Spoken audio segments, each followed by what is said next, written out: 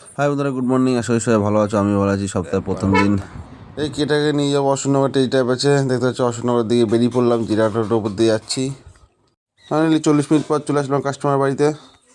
Customer টেজ type নিচ্ছে। ওনাকে টেজ type দিয়ে আমি এখন লেট করবো না। ওখান থেকে আমরা বেরিয়ে চলে যাবো বারাসাত শোরুমের দিকে। বারাসাত শোরুমে এসে আবার একটা অরা গাড়ি নিয়ে যেতে হবে। হাবড়া হসপিটালে টেজ টাইপ আছে। আজকে সোমবারের বেলায় দেখতে পাচ্ছ রাস্তায় একটা অ্যাক্সিডেন্ট হয়েছিল। আজকে একটু স্টাফ কম এসেছিলো বলে আমার একটু প্রেশারটা পড়ে গেছিলো। ফাইনালি চলে আসলাম হাবড়া হসপিটালে। ওখান থেকে দুজন হাবড়া হসপিটালে স্টাফদের টেস্ট ড্রাইভ দিয়ে ওখানে ঋষভের সাথে দেখা করে বেরিয়ে পড়লাম। দেখতে পাচ্ছ তোমার বিকেলে, পরন্ত বিকেলে সূর্যটা কত সুন্দর লাগছিল। ফাইনালি চলে আসলাম বারাসাত শোরুমে। শোরুমে এসে দেখি একটা ক্রেটা ইভি দিয়ে আসতে হবে হচ্ছে কাকুর কাছে। আমাদের শোরুমে দেখতে পাচ্ছ আমরা বেরিয়ে পড়লাম। যাওয়ার সময় কোনো অসুবিধা নেই, 1 ঘন্টার মধ্যে চলে গেছি।